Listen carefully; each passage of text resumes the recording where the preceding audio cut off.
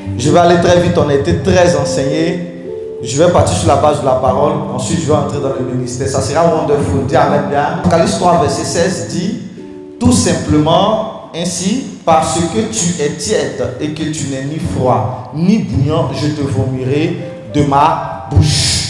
Alléluia. Luc 9, verset 62. Donc ici, on comprend un message qui est très important, c'est que si tu n'es ni chaud ni froid, Dieu te vomit. Alléluia.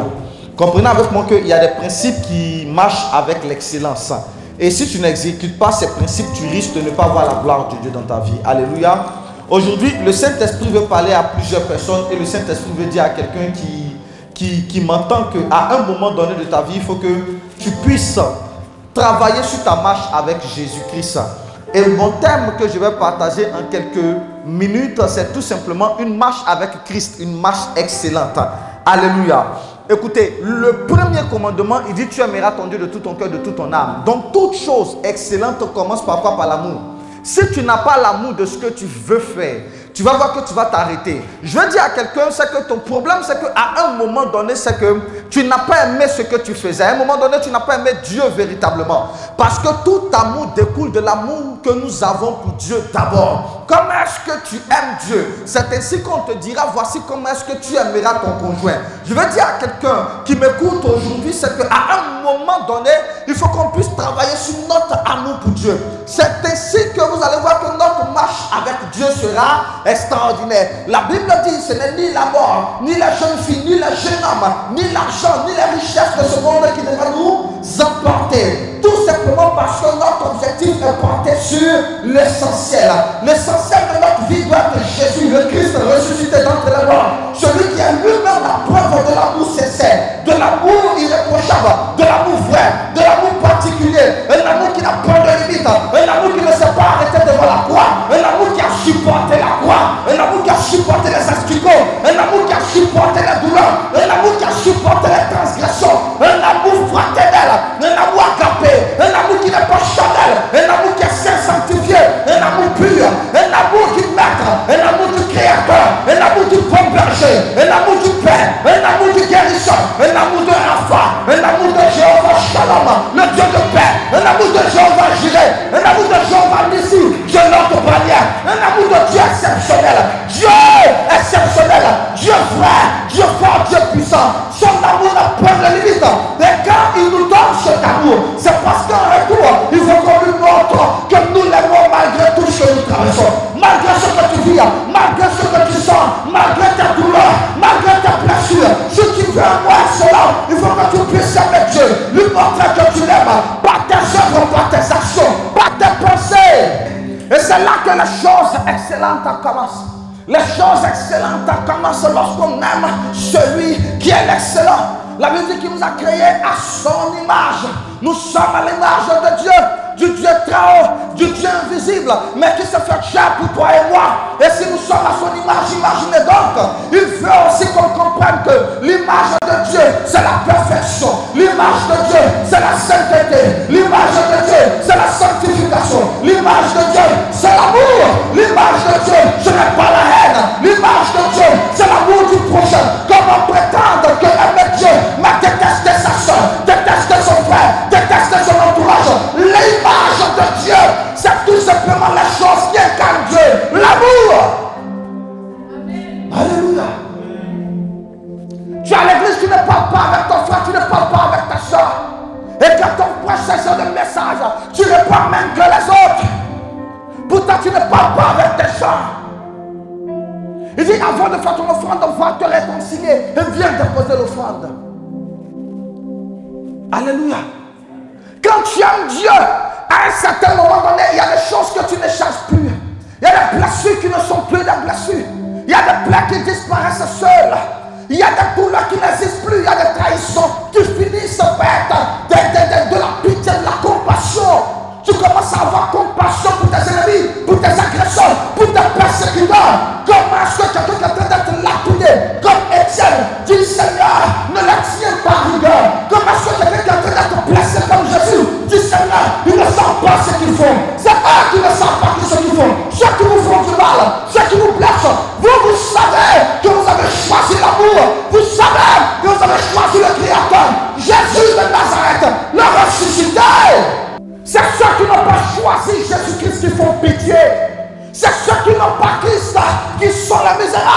Mais vous, dans le Christ, vous êtes remplis de force, remplis de joie, remplis de puissance. Tu ne peux pas traverser ce thème de l'excellence si ton amour pour Dieu n'est pas excellent. Si ton amour pour Dieu n'est pas à la perfection. Tu aimes Dieu à quel niveau? Et on est obligé de te demander pardon pour venir à l'église. On est obligé de te tirer pour venir à l'église. On est obligé, si tu ne vois pas de message, tu ne viens pas à l'église. Si tu ne vois pas d'affiche, tu ne viens pas à l'église, non. Ton amour pour Dieu ne s'achète pas. Ton amour pour Dieu ne ressemble pas à quelque chose qu'on te donne afin d'accorder quelque chose de toi. Rien ne doit empêcher Christ en toi de se sentir aimé par toi-même. J'entends les gens dire, ah, je suis blessé par tel pasteur, donc je ne vais plus à l'église, c'est fini. Dieu ne lui a pas dit de rester à la maison. Donc, il décide un jour de dire non, le message ne m'a pas plu. Oh, telle chose, je ne peux plus faire telle chose pour Dieu. Est-ce que tu as compris vraiment le sens de la vie chrétienne? Alléluia. Ce que tu dois comprendre, c'est que si tu n'es ni chaud ni froid, tu seras vomi. Donc si tu n'aimes pas Dieu véritablement, tu n'atteindras pas le second niveau. La Bible dit, je demeure en vous, et que vous demeurez en moi en forme 1, et tout ce que vous demandez, je vous le donnerai. Hein? Donc si tu m'aimes vraiment, moi mon amour a été déjà démontré. Il n'y a pas une chose que je te refuserai. En vérité, ce qui a fait la force de David, et qui a fait qu'on dit David était l'homme selon le cœur de Dieu, c'est que David aimait Dieu. Dieu cherchait un adorateur pas parce qu'il savait chanter, mais parce qu'il savait l'aimer.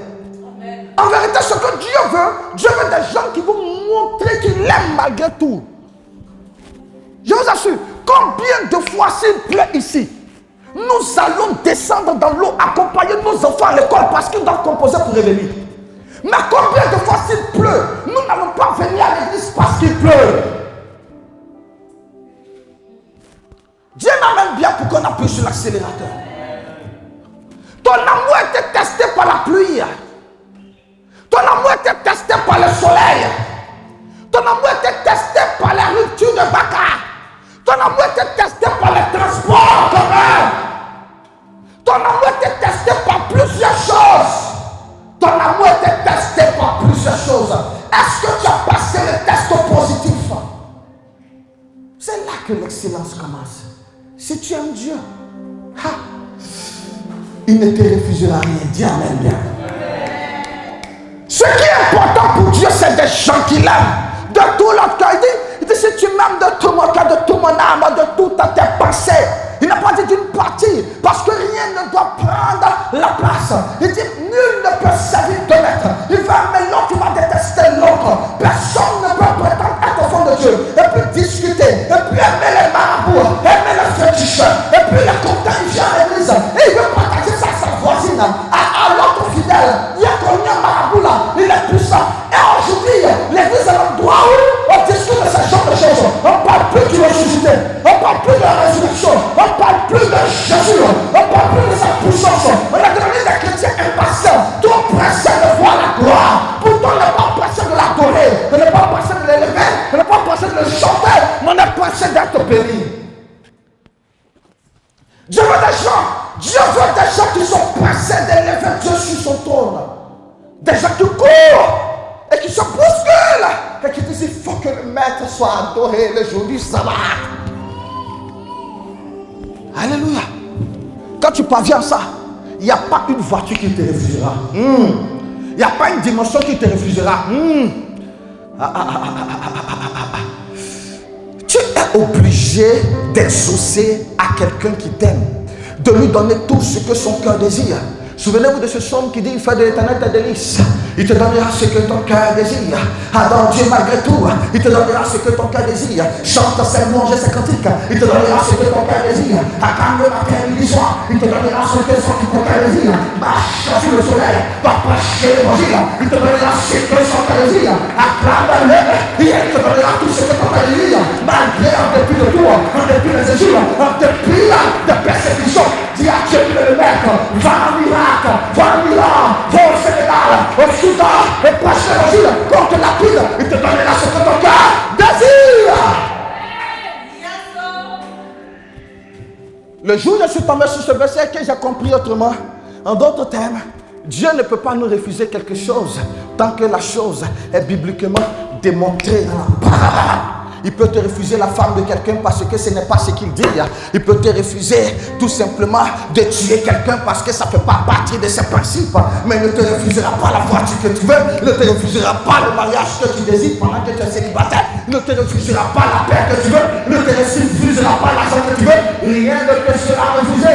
Tant que Yeshua, Mashiach, fait partie de tes délices, de ta passion, de tes désirs. Il est le sauveur de ta vie, l'ultime de ta vie, le principal de ta vie, le conducteur de ta vie, le commandant de ta vie, le maître suprême a besoin d'un adorateur ce matin, d'une personne qui est prête à élever à la perfection pour recevoir la perfection. Quand tu aimes Dieu, my God, tu n'attends pas quelqu'un pour l'adorer. Quand tu aimes Dieu, tu ne regardes pas une condition de vie pour l'adorer. Un adorateur ne regarde pas l'atmosphère, mais il regarde à la montagne, il regarde au maître, il regarde au Seigneur, il regarde à son cœur, parce que Christ n'est pas physiquement démontré. Christ est déjà dans nos cœurs. Il dit, oh, je suis en toi. Il dit, oh, je suis avec toi. Il dit, je suis pour toi, je suis en toi. Si tu es en moi, c'est qu'il me suffit de que ce dont j'ai besoin de quoi pour l'adorer. Il est déjà en moi, je l'ai déjà reçu dans mon cœur. Il faut que seulement je chante ses louanges, je chante les merveilles de Dieu. Il faut que je dise qu'il est merveilleux, qu'il est merveilleux. Celui qui est bon, celui qui est bon, celui qui garde Israël, celui qui fait Yeshua, le capable, le sanctifié, le fort. Et quand Dieu voit un adorateur élever la voix comme ça, il dit, il y a à Côte d'Ivoire, à Abidjan, à Grenoble, il y a quelqu'un qui est en train d'élever la voix. Et il voit dans le peuple, il voit une dame qui, malgré ses blessures, elle est en train de dire,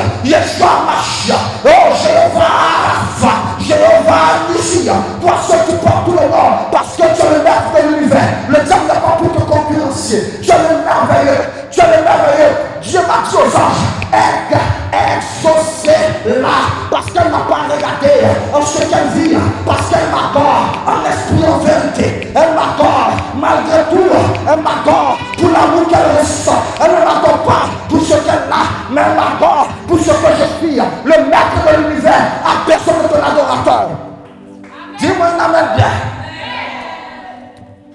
Quand tu aimes Dieu, l'excellence arrive. Oh, c'est ce que je veux dire à quelqu'un. Rien ne t'empêchera de servir celui qui est plus grand que tout. Oh, rien ne t'empêchera de servir Dieu.